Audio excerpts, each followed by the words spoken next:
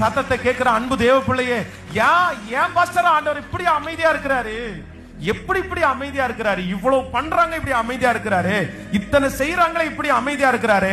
ஒண்ணு நினைச்சுக்குங்க, ஏசேக்குல ஆண்டவர் அமைதியா இருப்பாரு, சித்தனாவிலையும் ஆண்டவர் அமைதியா இருப்பாரு. ஆனா உங்களுக்கு கொடுக்கக்கூடிய அந்த ரகபோத்துல ஏசப்பா அமைதியா இருக்க மாட்டாரு. பிரதர் சிஸ்டர், அமைதியா இருக்க மாட்டாரு. அந்த ரகபோத்துல ஏசப்பா வருவாரு, உங்க தலை மேல கைய வைப்பாரு, கர்த்தர் ரகபோத்துல ஆசீர்வதிப்பாரு.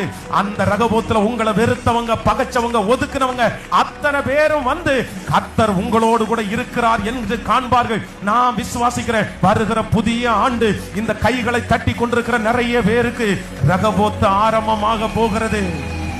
ரகபோத்து ஆரம்பமாக போகிறது. நல்ல கைகளை தட்டி உங்க இயேசுக்கு ஒரு முடிவுக்கு வருது. உங்க சித்தனா இதோ முடிவிற்கு வருது. அந்த சித்தனாவை ஆண்டவர் முடிச்சு போட வந்துட்டாரு.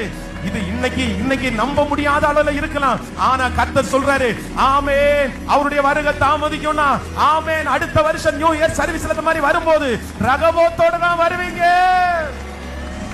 நன்றி அப்பா, நன்றி. சேர்ந்து கரங்களை தட்டி ஆமென்.